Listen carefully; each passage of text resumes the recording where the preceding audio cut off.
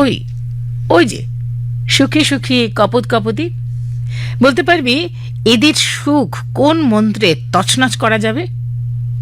বলে সৌনক। সুতনুর চোখে প্রশ্নবোধক চিহ্ন। সৌনক কি বলে? বোকা বোকা তাকাস না তো, সবচেয়ে সহজ ভাইরাস। হাওয়ায় কদিন ওড়ালেই মুখে মুখে ভাইরাল হয়ে যাবে। সারা পৃথিবীর মানুষ কত শতাব্দী ধরে চেটে পুটে ওটাই খায় ভালো। সন্দেহর বীজ ছড়াও অঙ্কুরিত হয়ে মহিরুহ হতে সময় নেয় না। ছোট্ট তিল হয় তাল, ছিল নিরীহ রুমাল হয়ে গেল শিকারী বিড়াল। সুতনু বিড়বিড় করে, ওথেলো, ডেসডেমোনা, রাইট। একটা রুমালে দেখেছিস ভালোবাসার অন্য রূপ, নৃশংসতা? সুতনু বলে, ঠিক ঠিকই। পারস্পরিক বিশ্বাসেই আসে তো প্রেম, ভালোবাসা, স্নেহ, মায়া, মমতা, সব সম্পর্কের ভিত। একজন আরেকজনের বিপদে সম্পদে এগিয়ে যায়। সে প্রেমিক প্রেমিকা হোক, স্বামী স্ত্রী, ভাই বোন, জ্ঞাতি, পড়শি, বন্ধু, সবার ক্ষেত্রেই সত্যি। এই আলোচনার মাঝেই টিভির দুটি খবরে ওরা থমথমে মুখোমুখি।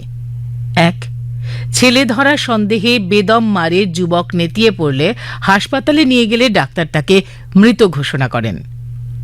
ক্ষুব্ধ সুতনু বলে, হায় রে, শরৎচন্দ্রের ছেলে ধরা একবিংশ শতাব্দীতেও হরদমে ঘুরছে, অনেক সময় কারো কারো স্বার্থ পূরণের তাগিদে। দ্বিতীয় খবর, ডাইনি সন্দেহে এক মহিলাকে নানা রকম নির্যাতনের পর মেরে ফেলেছে।